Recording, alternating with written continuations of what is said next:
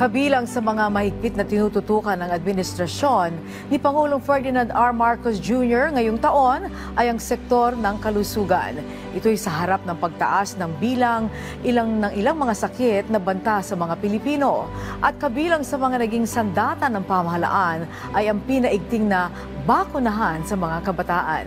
Ang mga yan ating himayin sa PTV Highlights 2024 ni Bien Manalo. Sa ikalawang pagkakataon mula noong 2022, muling nagdeklara ng Public Health Emergency of International Concern ang World Health Organization. Ito'y dahil sa muling paglaganap ng Mpox sa Africa at sa mga karatig bansa. Dito sa Pilipinas, naitala ang unang kaso ng Mpox noong July 2022.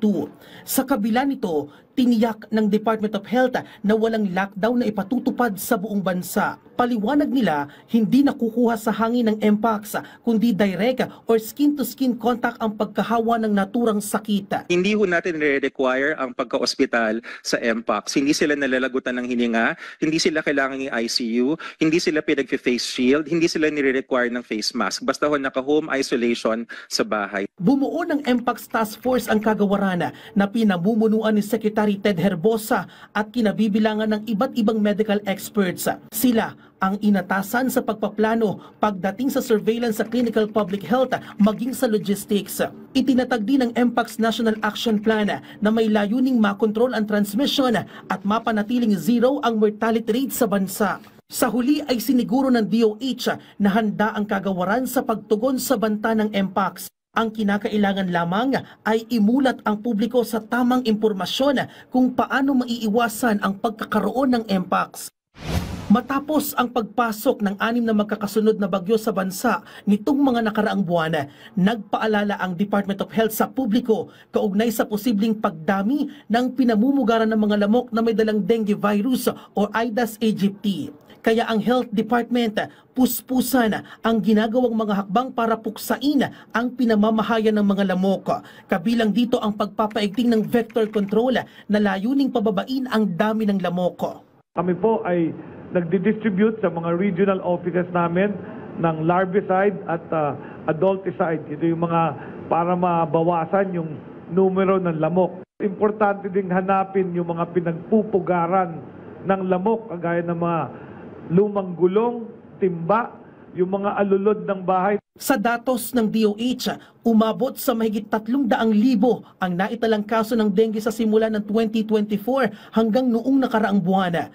Mas mataas ito ng higit 80% kumpara sa mahigit 100,000 kaso na naiulat sa parehong panahon noong 2023. Mahigit 800 naman ang naiulat na nasawi na may case fatality rate na 0.26% na mas mababa kumpara sa 0.34% noong nakaraang taon.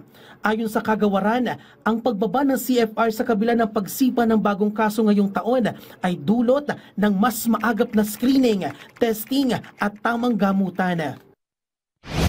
Mas pinaigting din ng DOH ang kanilang kampanya laban sa nakamamatay na leptospirosis. Bagamat mas mataas ng 19% ang naitalang kaso ng leptospirosis ngayong taon kumpara noong nakaraang taon, bumaba naman ang case fatality rate ngayong taon. Bunga ito ng pagpapalakas ng case management at early consultation para sa proper assessment at prescription ng prophylaxis. Maraming lugar sa bansa ang nalubog sa baha dahil sa paghagupit ng mga bagyo nitong mga nakaraang buwan. At ngayong panahon ng taglamig, naglipanan na naman ang iba't ibang sakit. Kaya ang Department of Health puspusan ang pagpapalawak ng immunization program o bakunahan. Isa na rito ang bakuna sa eskwela sa pakikipagtulungan ng Department of Education. Layo nito na bigyang proteksyon ng mga kabataan laban sa tinatawag na vaccine preventable diseases. Patuloy din ang ahensya sa pagpapalakas ng Bakuna Bayani 1 bilang bahagi ng kanilang 8-point action agenda. Katuwang ang Philippine National AIDS Council, opisyal nang inilunsad ng DOH ang Undetectable Equals Untransmittable Campaign o U=U campaign kasabay ng komemorasyon ng 2024 Philippine World AIDS Day. Layo nito na labanan ng HIV/AIDS stigma at epektibong itaas ang kamalayan ng publiko kaugnay sa prevention, testing at tamang gamutan. Ayon sa Health Department, maaaring sumipa sa mahigit 200,000 ang bilang ng mga people living with HIV sa bansa bago matapos ang taon. At posible pang lumobo ito sa mahigit 400,000 pagsapit naman ng 2030 kung hindi maaagapan. Yung stigma, kadalasan kulang lang sa kaalaman at diyan ko kailangan ng tulong ninyo. Ang HIV hindi na bagong sakit.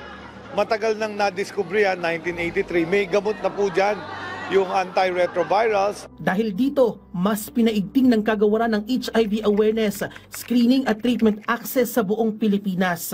Gayun din ang patuloy na pagsuporta sa community engagement at technical assistance sa mga Healthway Medical Network sa bansa at pagpapatibay ng ugnayan sa mga partner and stakeholders sa paghahatid ng libreng HIV self-testing kits. Bien Manalo para sa Pambansang TV sa Bagong Pilipinas.